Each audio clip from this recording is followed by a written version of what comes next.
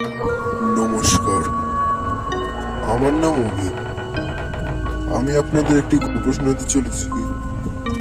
ওটির নাম হচ্ছে নিখোঁজ। তখন আমার বয়স 14 কি 15। আমার ওখানে বহু বন্ধু ছিল। ছোটবেলায় সবার একসঙ্গে সময় কেটেছে। আমরা সবাই প্রায় একই বয়সে ছিলাম। যা হোক, একদিন আমি বাজার থেকে বাড়ি ফিরছিলাম। ঋতুটি ছিল শীতকাল। রাতে ভারী অন্ধকার, কুয়াশার কারণে কিছু ঠিকঠাক দেখা যাচ্ছিল না, আর ঠান্ডা হাওয়া বইছে।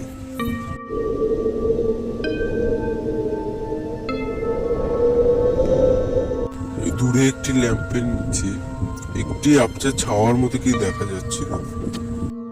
একটু কাছে যেতে ওই ছাওয়াটা স্পষ্ট। কাছে গিয়ে দেখি ওইখানে একটি ছেলে।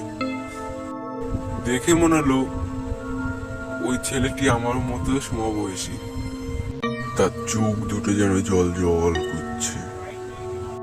আমি ওর কাছে গিয়ে জিজ্ঞাসা করলাম, যে ভাই, এখন কটা বাজে?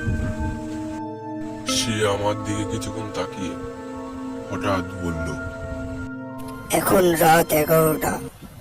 আমার হঠাৎ মনে পড়ল, আমি তো এর নামই শুনিনি। ও হঠাৎ করে বলে উঠল, ভাই, তোর নাম কি? আমি বললাম, আমার নাম অভি। আর তোর? আমার নাম বিল্টু। তারপর থেকে আমাদের মধ্যে খুব ভালো বন্ধুত্ব হয়েছিল। একদিন আমি ওকে বললাম, ভাই, তোর জন্য আমি একটা নাম ভেবেছি। ও বলল, কি নাম? আমি বললাম, লুল্লাহ।